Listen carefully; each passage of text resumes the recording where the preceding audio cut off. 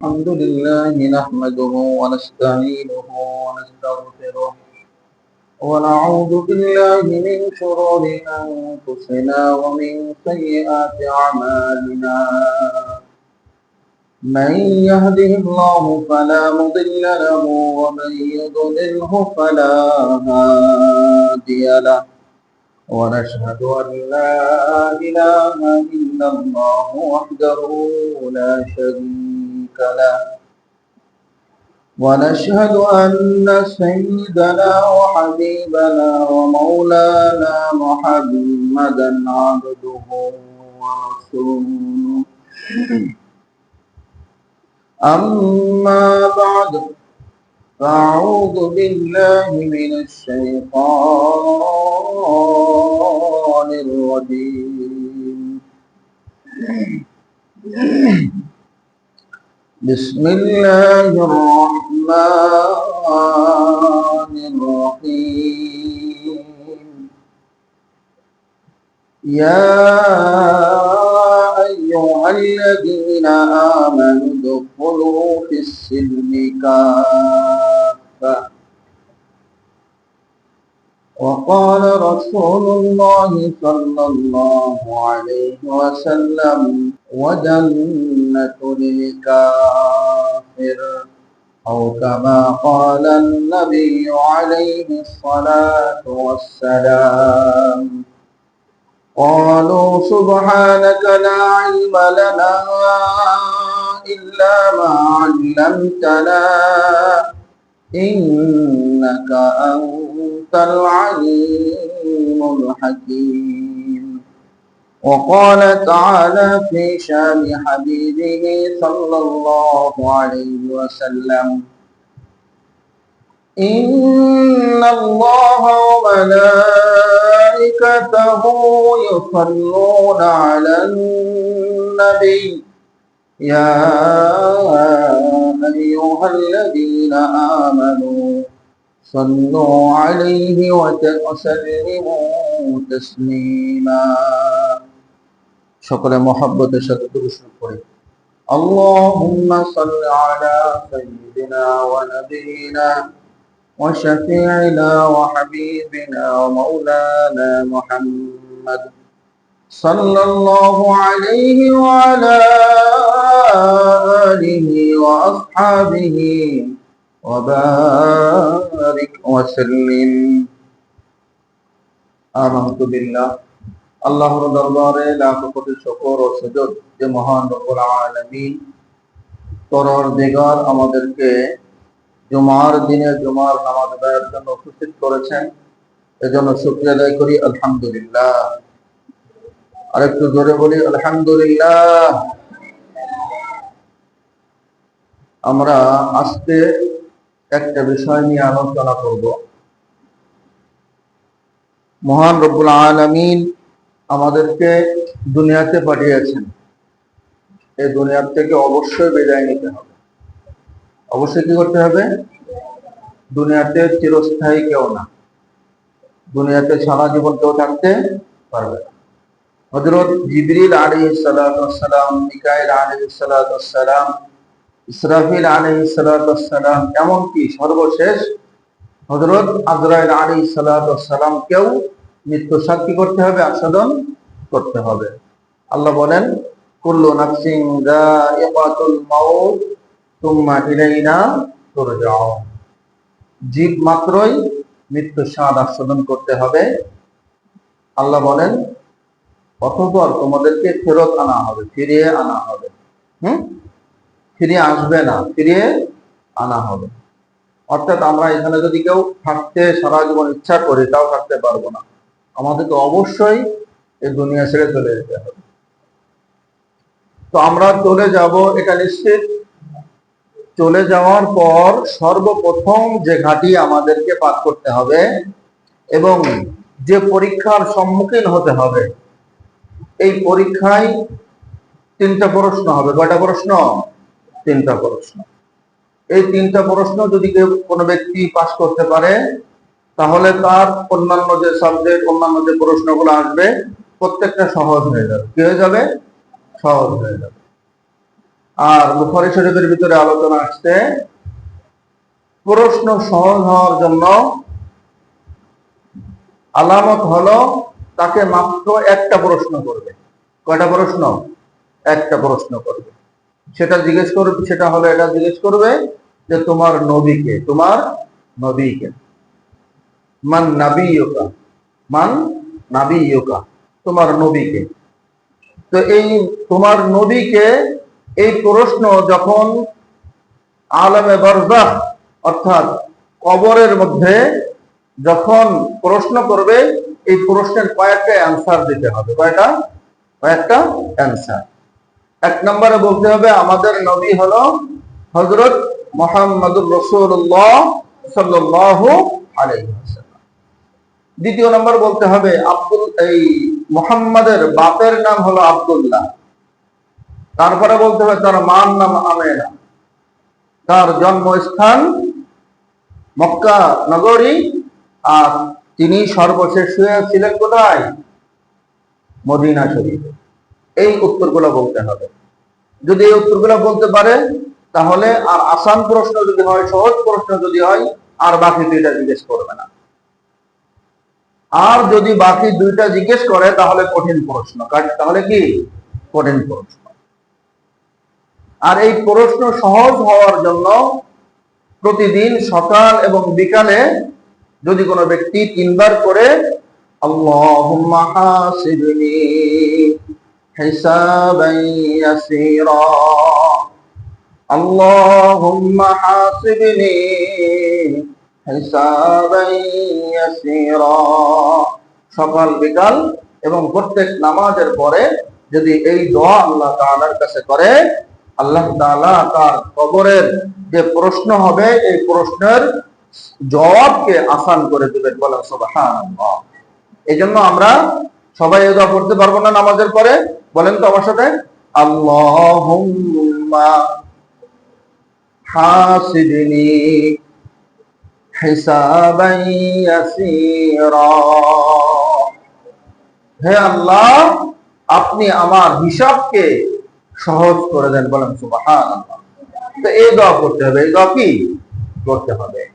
আর পরীক্ষায় যখন কোনো বাচ্চা আপনার পরীক্ষা দেওয়ার জন্য মন মানসিকতা করে, ওই পরীক্ষার জন্য তাকে প্রস্তুতি নিতে হয়। কি নিতে হয়?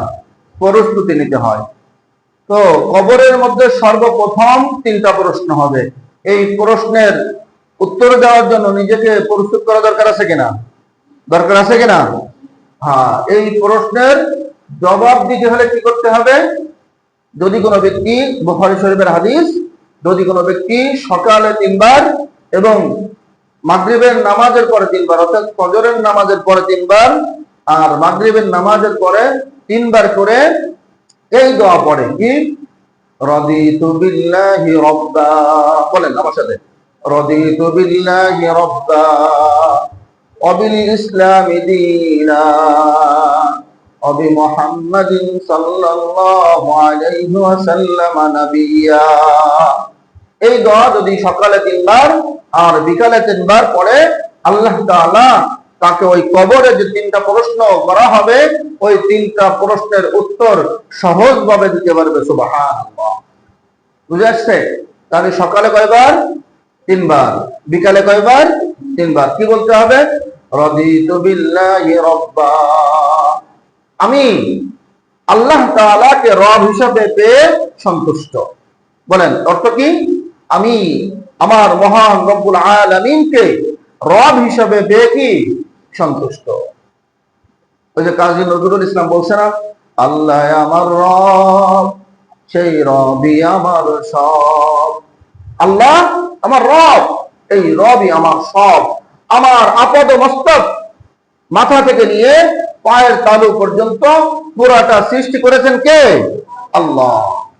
আর আমার এই পুরাটার মধ্যে বিধান থাকবে কার? আল্লাহ। তাহলে আমি রব হিসাবে আমার আল্লাহকে মেনে নিয়ে আমি সন্তুষ্ট। রাদিতু বিল্লাহি রাব্বা। প্রথম প্রশ্ন, মান রব্বুকা, মান রব্বুকা, তোমার প্রতিপালককে, তোমার স্রষ্টাকে, তোমার রবকে।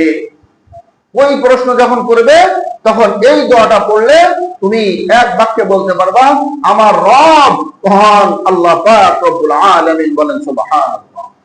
এই জন্য রাদিতু বিল্লাহি রাব্বা। 2 নম্বর ওয়াবিল ইসলামি দীনা, ওয়াবিল ইসলামি দীনা। 2 নম্বর প্রশ্ন, 2 নম্বর প্রশ্ন যখন করবে তখন জিজ্ঞেস করবে, মান রব্বুকা ওয়া মা দীনুকা, ওয়া মা দীনুকা, তোমার ধর্ম কি, তুমি কোন ধর্মের অনুসারী ছিলে, তোমার দিন কি।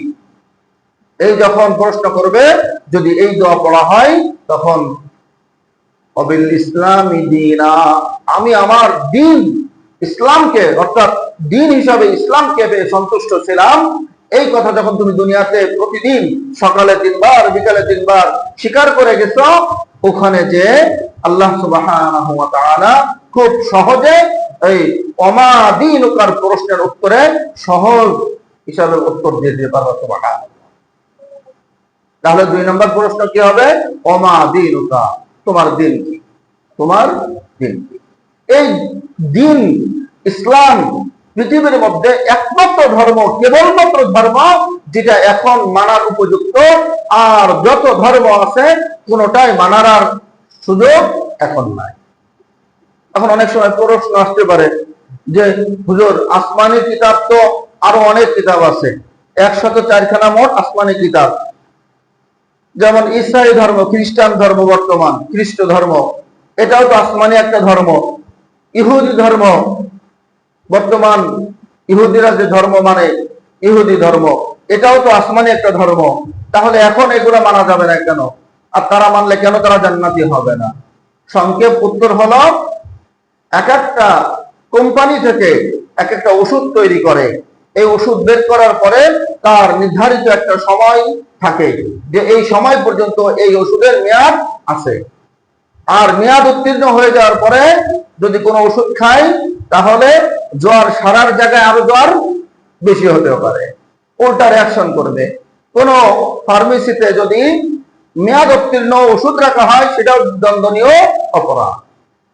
এই জন্য ইহুদি ধর্ম একটা নির্দিষ্ট কাল পর্যন্ত তাদেরকে সঠিক বলে রাখা হয়েছিল। ইহুদি ধর্ম, খ্রিস্টান ধর্ম, এটা একটা নির্দিষ্ট কাল পর্যন্ত সঠিক বলে রাখা হয়েছিল। যখন সেই সময় শেষ হয়ে গেছে, সেই মেয়াদ উত্তীর্ণ হয়ে গেছে, এখন সবগুলো ব্যান্ড, এখন একমাত্র কিয়ামত পর্যন্ত যে ধর্ম চলবে, যে দিন চলবে, সেটা হলো ইসলাম ধর্ম। এই জন্য আল্লাহ বলেন, ইন্নাদ-দীনা ইনদাল্লাহিল ইসলাম। কি? ইন্নাদ-দীনা ইনদাল্লাহিল ইসলাম। দিন হিসাবে একমাত্র আল্লাহ তাআলার কাছে পছন্দনীয় ইসলাম ধর্ম। ইসলাম ধর্ম ছাড়া আর কোন ধর্ম বর্তমানে আর বলবৎ নাই। কোন ব্যক্তি কোন নিজের ধর্ম বানিয়ে অথবা ইহুদি ধর্ম অথবা খ্রিস্টান ধর্ম মানবে, এটার কোন সুযোগ বর্তমানে আর নাই।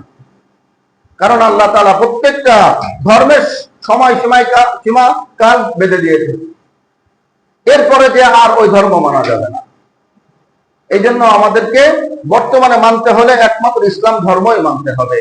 আল্লাহ রাসূল সাল্লাল্লাহু আলাইহি ওয়াসাল্লাম বিদায় হজের ভাষণে সলক্ষ সাহাবীদেরকে এক জায়গায় নিয়ে রাসূল বলেছিলেন, ও আমার সাহাবায়ে কেরাম, আমি কি আমার আল্লাহ তাআলার পক্ষ থেকে আনিত যে ধর্ম ছিল, যে বাণী ছিল, যে বার্তা ছিল, আমি তোমাদের কাছে পৌঁছে দিতে পেরেছি? সমস্ত সাহাবায়ে কেরাম এক বাক্যে বলেছিলেন, ইয়া রাসূলুল্লাহ, ইয়া হাবিবাল্লাহ, আল্লাহ তাআলার পক্ষ থেকে আপনাকে যে আদেশ করা হয়েছিল, যে বার্তা যে আদেশ করা হয়েছিল, পরিপূর্ণভাবে আপনি পৌঁছে দিয়েছেন। আমরা সাক্ষ্য দিচ্ছি আপনি আমাদের কাছে পরিপূর্ণভাবে পৌঁছে দিয়েছেন।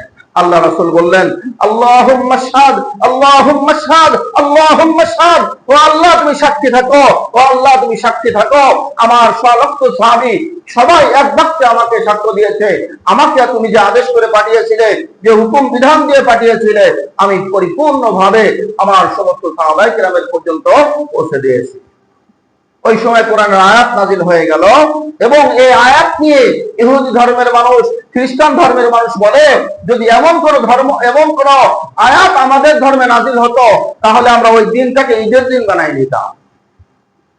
যে দিনে এই আয়াত নাজিল হয়েছে, এমন আয়াত যদি আমাদের ধর্মের জন্য নাজিল হতো, তাহলে আমরা সেই দিনকে ঈদের দিন বানাই নিতাম, খুশির দিন বানাই নিতাম, সবাই উৎসব করতাম, আনন্দে মেতে উঠতাম। আয়াতটা কি? আল্লাহ রাব্বুল আলামিন বলেন, আউযু বিল্লাহি মিনাশ শাইতানির রাজীম, আল-ইয়াওমা আকমালতু লাকুম দীনাকুম ওয়া আতমামতু আলাইকুম নি'মাতি ওয়া রাদিতু লাকুমুল ইসলাম দীনা। আল্লাহ সুবহানাহু ওয়া তাআলা বলেন, আজ এমনই একটা দিন যে দিনে আমি তোমাদের উপরে যে ধর্মটা নাজিল করেছি, এই ধর্মকে পরিপূর্ণ করে দিলাম। সুবহানাল্লাহ। ওই দিন থেকে ইসলামের মধ্যে কোন ধরনের আর অপূর্ণতা নাই। এই জন্য যদি কোনো ব্যক্তি বলে ইসলামের মধ্যে অর্থনীতি নাই, সে ভুল করবে। যদি কোনো ব্যক্তি বলে রাষ্ট্রবিজ্ঞান ইসলামের মধ্যে নাই, সে ভুল করবে। কোনো ব্যক্তি যদি বলে সমাজতন্ত্র নাই, সে ভুল করবে। পৃথিবীর মধ্যে যত ধরনের বিধানের প্রয়োজন হতে পারে, সমস্ত বিধানকে দিয়ে আল্লাহ রাসূল সাল্লাল্লাহু আলাইহি ওয়াসাল্লামকে দিয়ে বিদায় হজের ভাষণে একদম পরিপূর্ণ করে দিয়েছে। ব্যাংকিং সেক্টর, অনেকেই মনে করে এই সুদের বিষয় তো ব্যাংকের ভিতরে সবসময় আলোচনা, ব্যাংকে সুদ করলে, ব্যাংকে সুদ ছাড়া নাই, তাহলে ব্যাংকিং কিভাবে ইসলামে হতে পারে? ইসলাম শুধু মসজিদে, মাদ্রাসাতে যখন কোনো দোয়া হবে, অথবা পানি পড়া, অথবা জিনে ধরছে, এইগুলোর জন্য ইসলাম প্রয়োজন হবে। রাষ্ট্র চালানোর জন্য ইসলামের প্রয়োজন নাই। বলে কি বলে না ভাই? কিন্তু ইসলাম নাজিল হয়েছে রাষ্ট্র চালানোর জন্য, এবং এমনই একটা ধর্ম যার ভিতরে রাষ্ট্র থেকে নিয়ে শুরু করে একদম ব্যক্তি পর্যায়ে, জন্মের আগে থেকে শুরু করে মৃত্যুর পর পর্যন্ত যত বিধানের প্রয়োজন আছে, পুরো বিধানকে আল্লাহ তাআলা এই কোরআনুল কারীমে আগে থেকেই বলে দিয়েছে। সুবহানাল্লাহ। কোন ধর্মের ভিতরে নাই জিনা ব্যভিচার করলে তার বিধান কি, চুরি করলে তার বিধান কি, দুর্নীতি করলে তার বিধান কি, মানুষ হত্যা করলে তার বিধান কি, মা বাপকে কষ্ট দিলে তার বিধান কি। অনেক ধর্মের ভিতরে পরিপূর্ণভাবে নাই, কিন্তু ইসলামের মধ্যে পরিপূর্ণভাবে এটা আগে থেকেই পূর্ণ করে দিয়েছে। সুবহানাল্লাহ। তাহলে 2 নম্বরে বললাম কি? আল্লাহ জিজ্ঞেস করবেন, ওমা দীনুকা, তোমার দিন কি, তুমি কোন ধর্মের অনুসারী ছিলে? যদি এই দোয়া পড়া হয় সকাল এবং সন্ধ্যায় 3 বার করে, রাদিতু বিল্লাহি রাব্বা ওয়া বিল ইসলামি দীনা, তাহলে ওখানে সাথে সাথে বলতে পারবে আমার দিন ছিল, আমার ধর্ম ছিল ইসলাম। বলেন সুবহানাল্লাহ। 3 নম্বর প্রশ্ন হবে, ওমান নবিয়ুকা, তোমার নবীকে, তোমার নবীকে। নবী আমার সব, এই নবী না, নবীর নাম জবে যেজন সেই সে তো 2 জাহানের ধনী, তাই না? এটাও কাজী নজরুল ইসলাম বলছেন। তো নবীর নাম জপলে, নবীর নাম যদি নেওয়া হয়, আল্লাহ সুবহানাহু ওয়া তাআলা ফেরেশতাদেরকে বলে যে এটা নবীর রওজা পৌঁছায় দাও, তুমি একবার রাসূলের উপরে দুরূদ পাঠ করবে, নাম নিবে, আর ওখান থেকে রাসূল এই ব্যক্তির উপরে 10 বার দুরূদ পাঠান। সুবহানাল্লাহ। বুঝছেন না? তো যদি কোনো ব্যক্তি দুনিয়াতে সকাল ফজরের পরে 3 বার এবং মাগরিবের পরে 3 বার রাদিতু বিল্লাহি রাব্বা, বলেন দিন আমার সাথে সবাই বলেন, রাদিতু বিল্লাহি রাব্বা ওয়া বিল ইসলামি দীনা ওয়া বি মুহাম্মাদিন নাবিয়্যা সাল্লাল্লাহু আলাইহি ওয়াসাল্লাম, যদি সকাল সন্ধ্যায় 3 বার করে বলে, আল্লাহ তাআলা প্রথম ঘাটি কবরের মধ্যে যে 3টা প্রশ্ন করবেন, এই 3টা প্রশ্নের জবাব, উত্তর খুব সহজভাবে দিয়ে দেওয়ার তৌফিক দান করবেন। আল্লাহ পাক আমাদের সকলকে সকাল সন্ধ্যায় এই দোয়া পড়ার তৌফিক দান করেন। বলেন আমিন। আমরা যারা সুন্নাত পড়ি নাই